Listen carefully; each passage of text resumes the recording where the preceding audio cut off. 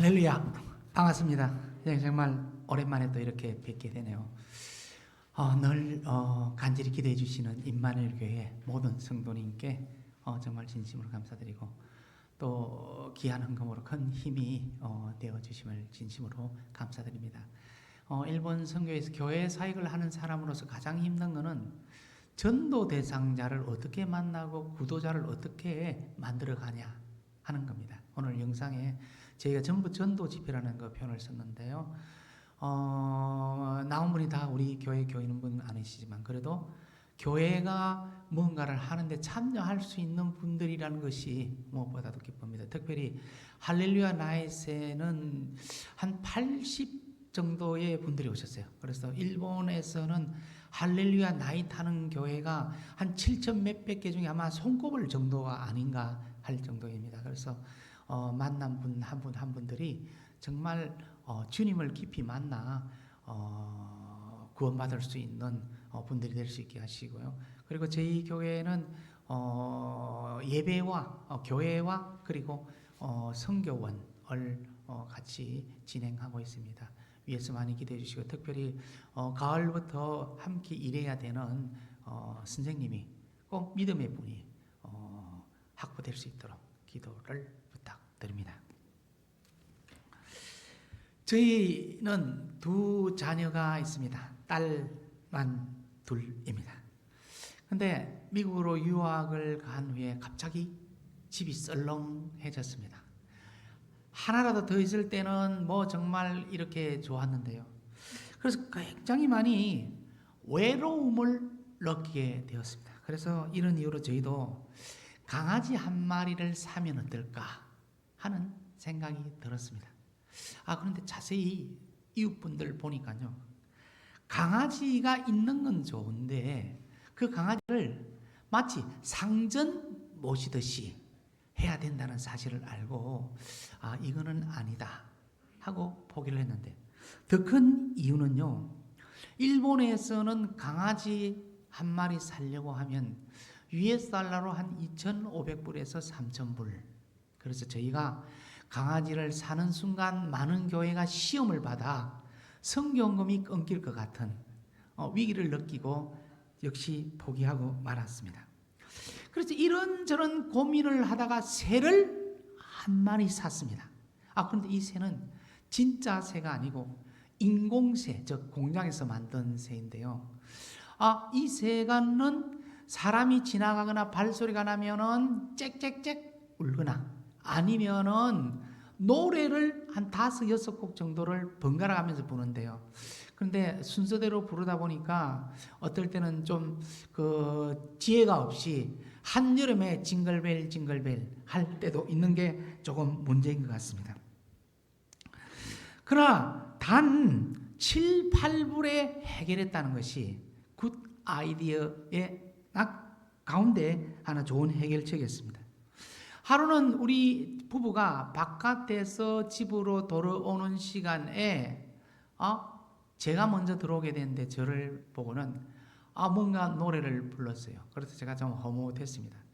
그런데 제 아내가 들어온 데는 그냥 짹짹짹짹 한 너댓 번만 하고 마쳤어요.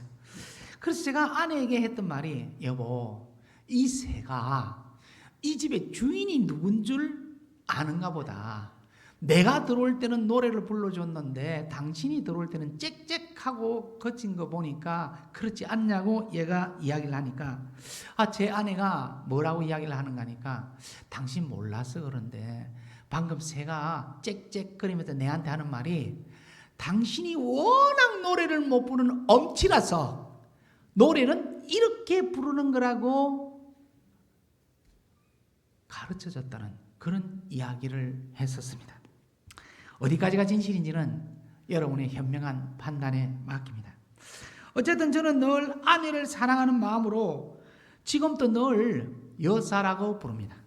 미국식으로 하면 결혼하면 강으로 변해야 되는데요. 어떻게 가다 보니까 아직도 변을 사용하고 있는 그런 상황입니다. 그래서 어쨌든 저는 제 아내를 부를 때 변여사 이렇게 부르거든요. 지금도. 근데 여러분 중에 아무리 아내를 사랑하시는 분이라 하시더라도 설마 여사라고 부르시는 분 계시지 않으시겠죠? 근데 만약에 여러분이 한 번이라도 지금부터 여사라고 불러보십시오. 그러면 아침 저녁 먼저 식사 시간에 반찬이 확 달라질 겁니다. 어쨌든 저도 여사라고 부르는 존칭어를 쓰는데 뭔가 좀 서운하잖아요. 그래서 서로 합의해서 부르게 된 것이 저에게는 허니, 왜냐하면 제 아내가 1.5세거든요. 근데 저희는 아침에 일어나서 교회에서 같이 사역하고 마치고 집에 오고 뭐 이렇게 나와 있지 않는 한은 24시간 함께 있습니다. 그러다 보니까 저한테 허니를 하루에도 뭐 10번, 20번 이상은 부릅니다. 그래서 저희 집은 쌀이 떨어지는 것은 있어도 꿀만은 항상 차고 넘치는 그런 가정입니다. 근데 정작 꿀병이 뭐 몇 개 이렇게 쭉 늘어서 있으니까 하루나 하는 말이 좀 촌스럽다는 이야기를 했습니다. 아니, 그래서 저도 한마디 했습니다. 아니, 1.5세라는 사람이 어떻게 촌스럽다는 표현을 하시나요? 하니까, 아니, 그러니까 저보고, 아니, 그럼 당신은 뭐라고 표현을 하는데? 이래서 제가 country style. 그러니까 더 이상 저하고는 영어로 더 이상 이야기를 하지 않습니다. 근데 하나 꼭 부탁드리고 싶은 거는요. 혹시 만에 하나 이 자리에 제 아내하고 카톡이 연결된 분 안 계실 줄 믿습니다. 만약에 이 비밀이 새어나가면은 북한에서 오신 태영호 씨가 겪었던 혹독한 자아 비판을 제가 가자마자 받기 때문에 꼭 비밀만은 지켜주시면 정말로 고맙겠습니다. 근데 저희 부부가 함께 더욱더 감사하는 것은요, 동일한 믿음으로 주님의 재림과 심판을 확신하고 믿고 있는 믿음인 것입니다. 그래서 저는 이렇게 해외에 나오면 100% 전도에 관한 말씀만을 전해줍니다. 그 이유는 방금 말씀하신 것처럼 사후의 세계가 분명히 존재한다는 것을 믿고 확신하는 사실입니다. 그래서 전도에서 가장 중요한 것은 첫째로 천국이 분명히 존재한다는 사실입니다. 제가 목사가 되고 선교사로 일본에 간 후에 처음으로 세례를 베푼 분이 모토키상이라는 60대 일본 여성분이셨습니다. 이분은 저희 교회의 따님의 전도로 저희 교회를 나오셨는데 암 환자이셨습니다.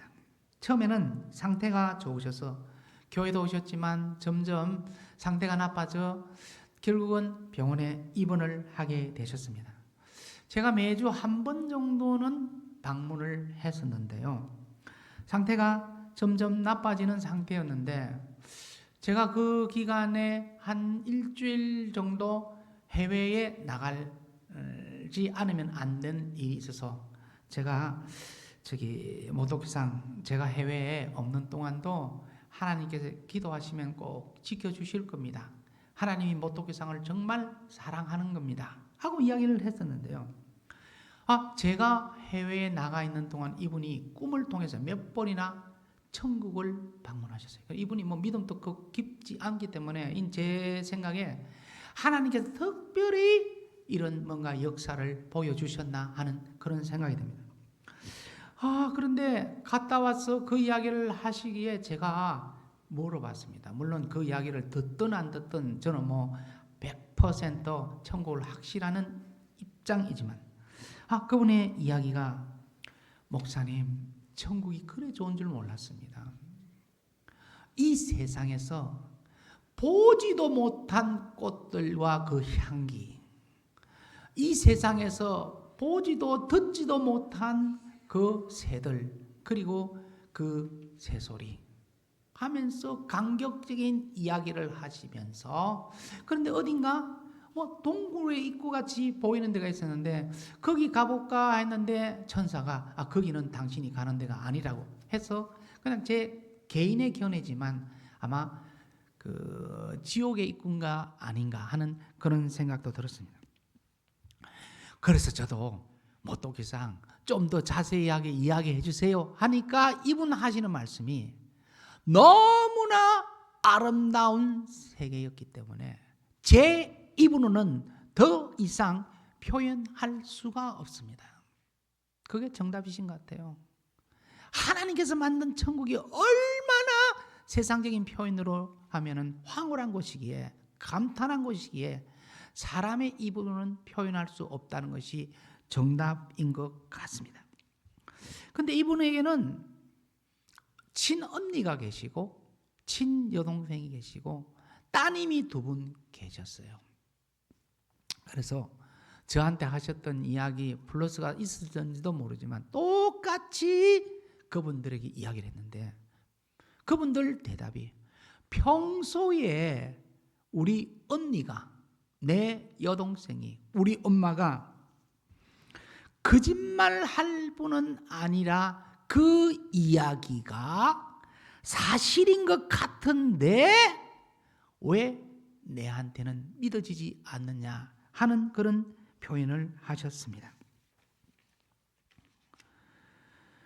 그런데 그분이 눈물을 걸썽이시면서 천국 가는 것은 너무나 기쁘지만 내 가족이 그곳에서 만날 수 없을 것 같은 그 느낌이 너무나 괴로워 요즘은 잠을 이루지 못한다는 그 말씀, 그 모습이 아직도 제 귀에 생생하고 제 눈에 선합니다.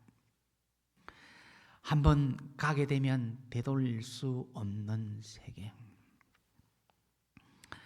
천국과 지옥이 얼마나 다른 것인지 수요일 예배까지 오신 분들이시라면 제가 더 이상 설명드리지 않아도 될 것 같습니다. 그런데 하나님께서 지금 이 시간 여러분께 묻고 계신 것 같습니다. 오신 여러분은 100% 구원의 확신을 가지고 있는 분들이시지만 사랑하는 여러분의 남편분, 아내분, 자녀분, 부모님, 형제, 친척, 이웃분 다 100% 구원받을 수 있는 가정이 몇 가정이나 되겠습니까? 오늘도 늦지 않았습니다. 끝까지 기도하셨어. 한번 이 전도에 도전해 보지 아니하시겠습니까? 사도행전 16장 31절 말씀에 주 예수를 믿으라 그리하면 너와 내 가정이 구원을 얻으리라. 이 말씀이 오늘 이 자리에 오신 사랑하는 성도님들의 기쁨이 될 수 있기를 우리 사랑하는 주님의 이름으로 축원하는 바입니다. 두 번째로는 하나님의 타임에 반드시 하나님께서 함께 역사하신다는 사실입니다. 저는 일본서 선교하는 가운데 10몇 년 전에 세상의 의학적인 용어로 말씀드리면 정신병자라고 불리는 분들과 여러분 이렇게 관계를 가지고 돕고 이런 관계입니다. 참 이분들과 상대하는 게 너무나도 힘들 때가 많았습니다. 별의별 말씀을 다 하시고 별의별 욕을 다 하셔도 그때뿐이고 나중에는 자신이 그런 이야기를 한 것조차도 잊어버리는 그런 경우도 있었고 형제들로부터 환대 못 받는 그런 경우도 있습니다. 저는 전문가는 아니지만 한 가지 깨달은 것은요, 이 병은 완전히 낫는 것이 아니라 제일 좋은 상태로 만들어서 그 제일 좋은 상태를 어떻게 유지하느냐가 가장 키 포인트였던 것 같습니다. 그 중에 한 분이 가장 좋은 결과를 낳은 한 분을 제가 소개해 드리겠습니다. 이분은 일본의 어느 명문 대학을 졸업하시고 미국에 유학까지 가셔서 이론은 물론 영어도 아주 잘 하시는 그런 분이십니다. 이분은 제가 어느 선교 기관에서 만나서 그 후로 그 전부터 여러분이 관계 가지고 있었지만 아마도 제가 여러 가지 더욱더 관계를 가지면서 돌보는 그런 상황이었습니다. 한 가지 감사한 것은 이분은 그 상태에서도 신앙만은 하나님을 의지하고 믿으려고 나름대로 최선을 다하는 그런 신실한 크리스찬이었습니다. 그런데 한번 생각해 보십시오. 좋은 명문대학을 일본에서 나오고 유학까지 다녀오신 분이 1, 2년도 아니고 10년 이상 일본말로 하면 히키코모리라 하거든요. 집에 털어박혀 있다는 뜻입니다. 부모로서는 이루 말할 수 없는 아픔일 겁니다. 그래서 겨울에 터키 집에 늘 있다가 봄이 되면 따뜻하시면 공원에 잠시 나와서 있다가 바람만 쐬고 집으로 들어가는 10년 이상 했습니다. 그래서 어느 날 아버님이 저에게 차라리 없었으면 좋겠다. 제가 조금 항의를 했습니다. 그 괴로움은 알지만 그렇게 이야기하실 수 있는 일이 아니잖아요. 한편으로는 또 부모님이 얼마나 괴로우시면 그런 말씀을 하실까 하는 생각도 들었습니다. 이런 상태에 그분과 가끔 만나고 전화하고 이메일하고 하면서 우선은 집에서 한국말로 틀어박혀 있는 상태에서 밖에 나가게 하는 것이 중요하다. 그래서 컨비니언스 스토어에 좀 취직을 하겠습니다. 그래서 먼저 하루에 1시간, 그 다음에 2시간, 3시간, 좀 더 시간을 늘리면서 가장 기초적인 일을 감당하면서 서서히 사회와 접할 기회들을 만들어 갔습니다. 지금도 약은 조금씩 먹고 있지만 어느 회사의 정사원으로 취직이 되어서 신앙생활도 잘하고 있습니다. 몇 년 전 성탄절에 저희와 함께 식사를 하게 됐는데 제가 그 아버님께 이야기를 했습니다. 아버님, 메리 크리스마스 하니까 이분이 목사님, 금년은 정말 메리 크리스마스입니다. 목사님 그동안 정말 수고하셨습니다. 하고 인사하는 그 모습과 그 말씀이 아직도 귀에 생생합니다. 사랑하는 성도 여러분, 여러분께서 전도하시고 계신 전도 대상자분들 생각만큼 전도가 잘 되시던가요? 되는 경우가 있지만 정말 오래 끌어야 될 경우도 있습니다. 2년 전에 제가 와서 말씀 전할 때 제 가정 이야기 하지 않았습니까? 4남매 중에 4형제 중에 제가 장남으로 목사이고 둘째 여동생이 오랫동안 한국에서 전도사 생활을 하다가 60에 은퇴를 했고 셋째 동생은 아직도 한국에서 현역으로 담임 목회를 하고 있습니다. 그런데 넷째가 2년이 지나는 동안 아직도 한 번 카톡으로 연락이 된 적이 없습니다. 왜? 형이 자신을 만나면 어떤 이야기를 할 건지 너무나도 잘 알기 때문에 좀처럼 아직도 만나주지 않는 그런 상황입니다. 지금은 아니라고 할지라도 하나님의 때에 언젠가는 하나님께서 인도하실 줄로 믿습니다. 마태복음 24장 40절 말씀에 그때에 두 사람이 밭에 있으며 하나는 대리감을 당하고 하나는 버림을 당하는. 오늘 이 자리에 오신 사랑하는 성도 여러분의 기도하는 대상은 모두가 데려감을 경험하는 그런 가정이 될 줄로 믿습니다.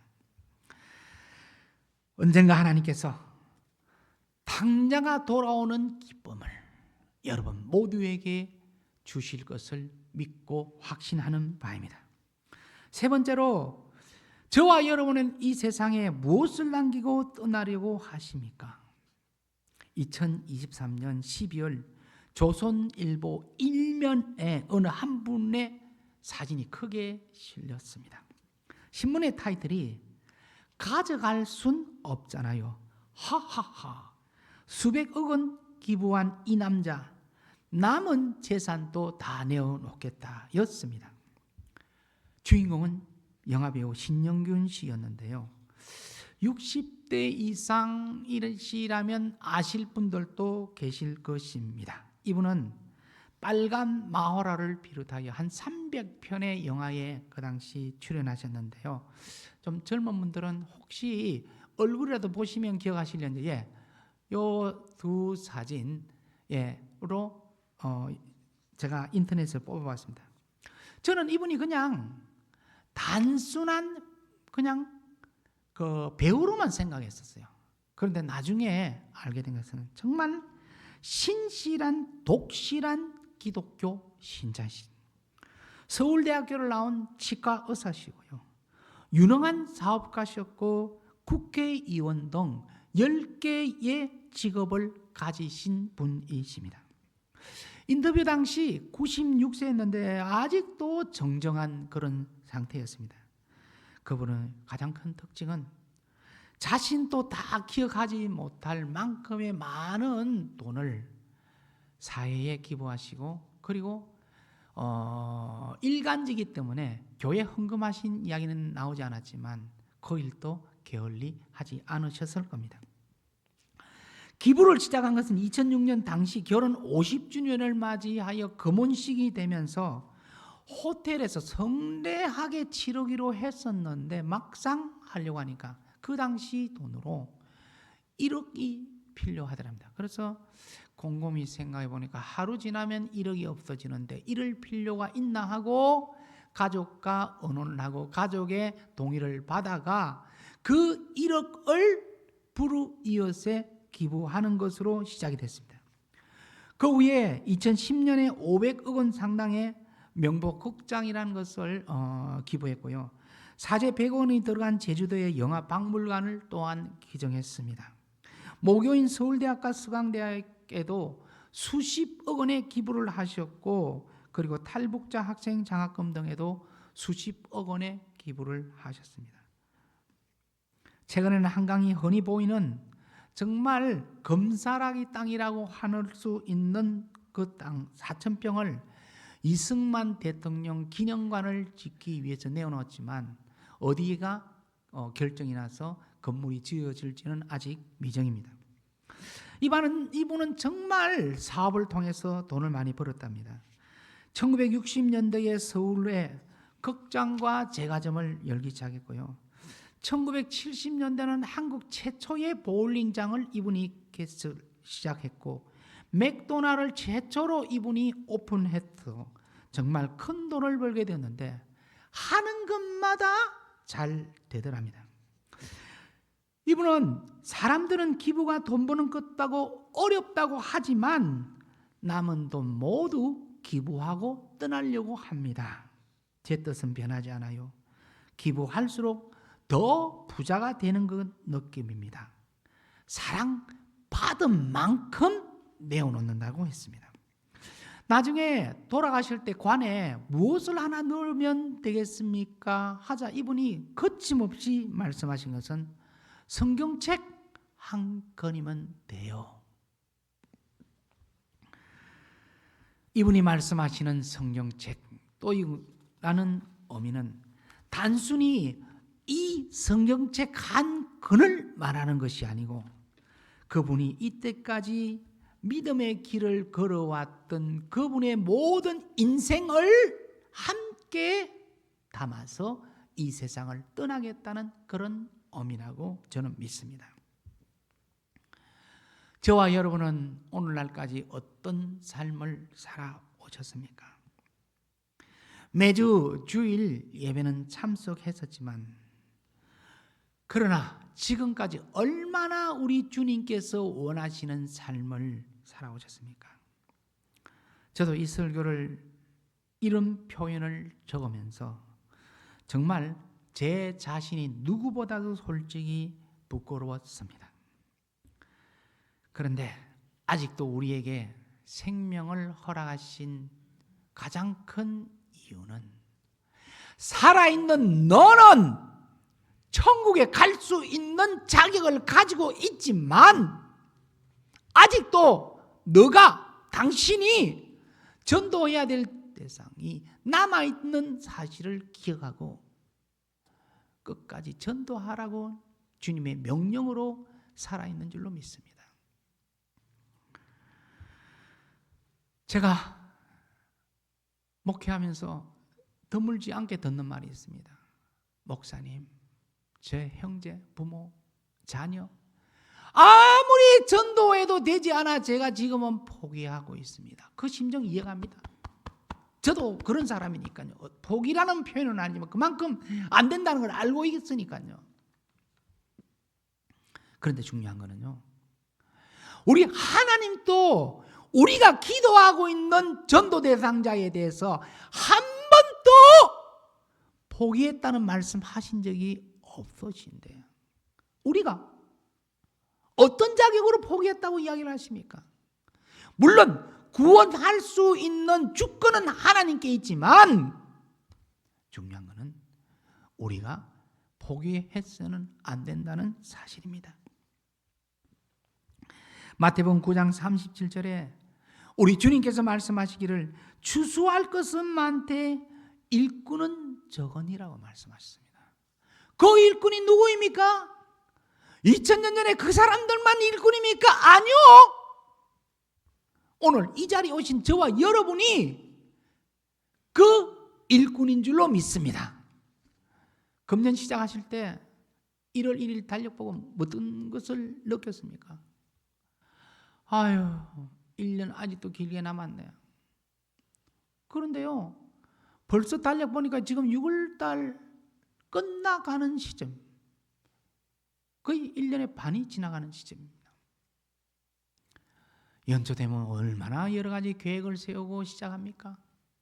그런데 달성한 계획도 있고 아직도 진행 중인 것도 있고 뭐 실패한 것도 있을 수 있습니다. 그런데 일만은 포기할 수 없는 일이라는 것입니다. 천국과 지옥이 얼마나 다르다는 것을 여러분이 너무나 잘 알고 계시지 않습니까? 불신자조차도 종말이라고 말하는 이 시대, 정말 주님 오실 날이 지금 이 순간 오셔도 이상할 정도로 생각하지 않은 그러한 시대에 사는 우리들, 여러분뿐만 아니라 여러분의 자녀와 자손들을 위해서라도 끝까지 포기하지 마시고 한 영혼을 바라보시고 전도하실 수 있는 여러분, 천국에서 꼭 만날 수 있는 상태가 될 수 있도록 주님께 매달려 기도하시는 저와 여러분 되시기를 사랑하는 주님 이름으로 축원합니다. 기도하겠습니다.